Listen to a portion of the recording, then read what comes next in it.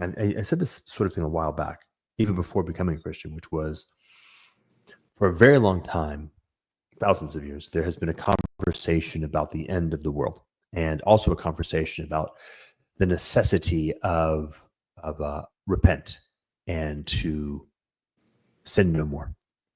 But now the material conditions are catching up with the spiritual proposition, meaning there is very little choice left but to fully commit yourself to discipleship. And I would say, in fact, there is no choice left, but there's a slack, a few years where you can pretend otherwise.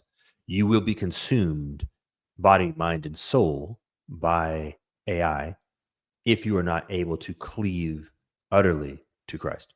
For example, how do you go about bringing together a group of people who are able to hold together with fellowship in the context of the turbulence and the tribulation that is simply already upon us and is going to increase over time under every possible scenario? Well, there's only that's the question. That's the question, and the answer's in the book. Right? This is the thing. We could have gotten away with, and particularly in the context of this burst of neo-Nephilim, called the technological revolution, the industrial revolution, right? And the burst of wealth and the burst of material capacity and the burst of sorcery, like power, our ability to express our will in the world that happened from 1500 until yesterday. We were able to be inveigled to believe that under our own power, we could achieve the values that we value, and we could, in fact, discern and maintain those values. Mm-hmm. And it turns out all three of those are false. In reverse order. We actually have lost track of what values are. We've lost track of the ability to even distinguish between right values and wrong values for the most part in our culture. And as the wheels come off the bus and as the structures of technology, and I would say, like, General Motors is a structure of technology. Right? There's a variety of different variations in the word tech name, but you can see within that entire portfolio, as the wheels begin to come off of all of those different variations, we realize, which, by the way, again, has always been the case in every individual life and throughout the whole of history, that we are utterly exposed to the working of the adversary. And so this is in some sense very beautiful. But the circumstance you find yourself in forces you to realize what Paul has been articulating. It forces you to say, whoa, yeah, I guess that's true. There is only one possible place. Mm-hmm. There's only one safety. There's only one peace.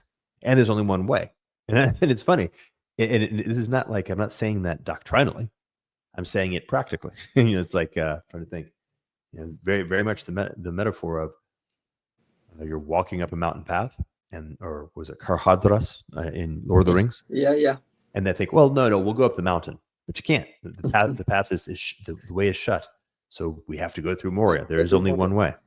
Not because we imagined it as such, not because somebody told us that, not because it's fancy, but rather that's just practically how it is. There is only one way.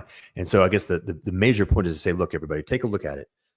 View what's happening from this lens. It's a lens that's both ancient, and you can see it on Paul's lips, and it's a lens that is incredibly prescient of what is coming. And recognize that the things that we had been conveyed, things that we had been torpified to believe were simply ordinary, like having a home to raise your kids in, frankly, being able to feed your family, are not, and kind of have never been. But we were able to have this moment, two-generation moment, the boomer moment, which they were born into that and have lived through it and will probably die just at the tail end of it. So from their point of view, it was always reality. But that was an incredible bubble. And unfortunately, we lost track of the reality of it. We lost track of the stake and the responsibility and the degree to which we have drifted from anything vaguely like truly being able to be people who are worthy of having that responsibility.